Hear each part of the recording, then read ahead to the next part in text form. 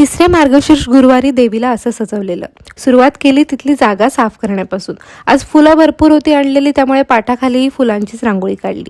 पाट पुसून त्यावर लाल वस्त्र अंथरलं, त्यावर अजून फॅन्सी रुमाल अंथरला, त्यावर तांदूळ ओतले. बाबांसोबत दुकानावर जाऊन आणलेला केक लेकराला फोडून हवा होता. पाण्याने भरलेल्या कराला हळदी कुंकवाची बोटं ओढली. तुम्ही करत काय काय टाकता कमेंट्समध्ये सांगा हा मला. आज देवीला पिवळी वस्त्र परिधान करण्याची इच्छा झाली. हा माझा बाजूबंद आहे, जो मी हार म्हणून घातला.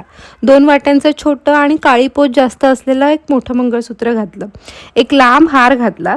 देवीचं अंतिम स्वरूप दिसतं खूप सुंदर, पण तिथे पोहोचेपर्यंत किती ट्रायल्स आणि एरर्स करायला लागतात ना, हे सजवणारीलाच माहीत. 5 प्रकारचे डहाळे वाहिले, नारळ ठेवला, त्याला हळद कुंकू लावलं.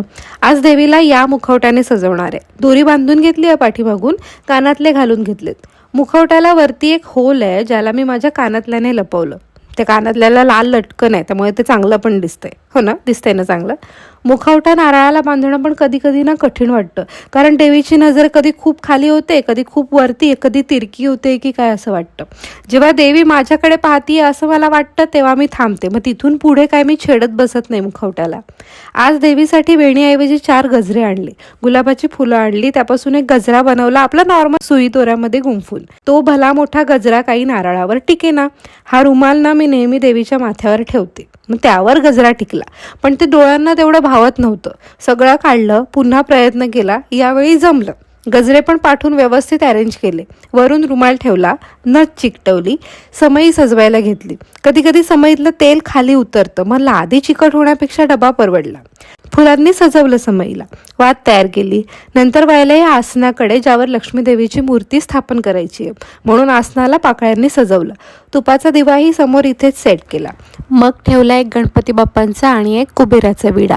उदबत्तीचं भांडही फुलांनी सजवलं.